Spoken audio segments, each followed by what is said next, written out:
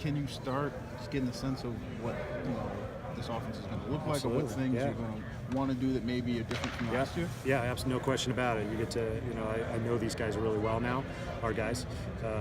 So I had a pretty good feeling going in, and then watching them grow and become confident in the system and in their abilities. But you're right. I mean, spring football is just naturally you're going to be missing guys. So sometimes it's going to get a little ugly because you have 3 or 4 guys that would be players for you that aren't in there. But defense is dealing with the same thing. So. How do you teach a quarterback not to do it all? A guy like Huntley, he wants to do it all. How do you teach him to hand it off and get it into the guy's hands? Yeah, it's he does a pretty good job of that. It's really it's just sticking to your reads and your progression. So we hone in on what his progression is, if it's a movement key, or if he's if he's reading a defender, or if he's going 1, 2, 3. And the RPOs usually it's one guy that he's reading. He does a pretty good job of that, but he's got to get better at it, and he did a good job today. If you could give me a number of carries you'd like from him in a game, where would his carries be? That's a great question. We were seeing 28, we were seeing 26 and 24.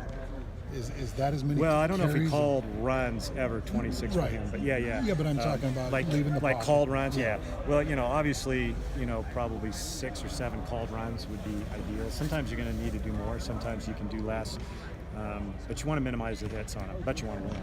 So sometimes if the quarterback run game's going well, you're going to dial it up a few times. But probably around that 7 to 8 number, right around there, called runs.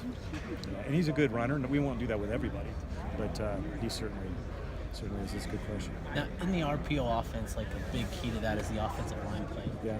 They struggled last year with staying in that area, in that zone. How much better are they looking now in that offense? Yeah. And You're talking about illegal man downfield? Yeah. Well, that's part. There's two things. One is the quarterback can't hang on to the ball, hold it, and throw it downfield. So it's not all on the line. And then they just had to get kind of a feel for it. They hadn't done a ton of it, and so I think they were kind of learning it a little bit. And then also the schemes that I used that I thought they did well in RPO, I evolved as the year went on. So we had less of those in the back half, or last 6 games. Maybe we only had 1. But the early part, there was definitely a learning curve.